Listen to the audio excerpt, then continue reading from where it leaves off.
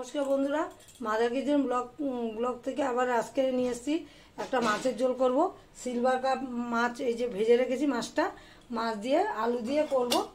এই যে আলুটাও সেদ্ধ করে রেখেছি, করব। পেঁয়াজ দেবো, এই যে পেঁয়াজ দেবো, জিরা তেজপাতা ফোড়ন দেবো। এই যে কি মশলা দেবো, এটা জিরা, রেড চিলি, নুন, হলুদ আর লঙ্কা আর হলো দিয়েছি হলো পেঁয়াজ আর আদা বেটে নিয়েছি। আর একটু দেবো টক দই, ধনেপাতা। এই যে টক দই আর ধনেপাতা দেবো। আমি মাছ ভেজে রেখেছি, সেই মাছ ভাজার তেলেই ফোড়ন দিয়ে দেবো। এই যে তেজপাতা ফোড়ন দিয়ে দিয়েছি, শুকনো লঙ্কা ফোড়ন দিয়ে দিয়েছি, আর দিয়ে দিচ্ছি হলো জিরা ফোড়ন। তারপর আলুটা ভেজে দেখাচ্ছি।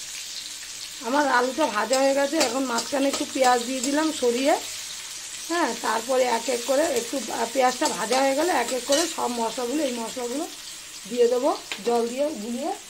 তারপর দিয়ে দেবো হলো এই মশলাটা, পেঁয়াজটা ভাজা হয়ে এক এক করে মশলাগুলো দিয়ে দিচ্ছি। আর এই যে শুকনো মশলাগুলি জলে গুলিয়ে দিয়ে দিচ্ছি। মশলাটা ভাজা হয়ে গেছে, এখন জল দিয়ে দেবো।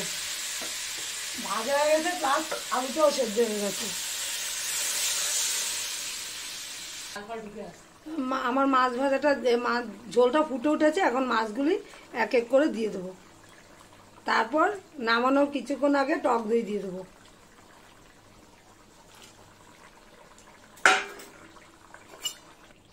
ধনেপাতা দিয়ে দিয়েছি, এবার এই টক দইটা দিয়ে দেবো। একটু ঝোল দিয়ে একটু গুলিয়ে নিয়েছি, নিয়ে এই যে দিয়ে দিচ্ছি।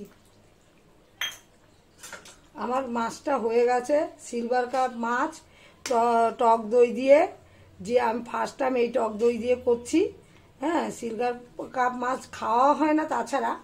হ্যাঁ, এই ফার্স্ট টাইম টক দিয়ে করেছি, টক দই দিয়ে। দেখতে তো দারুণ হয়েছে, আর খেতে তো নিশ্চয়ই ভালো হবে।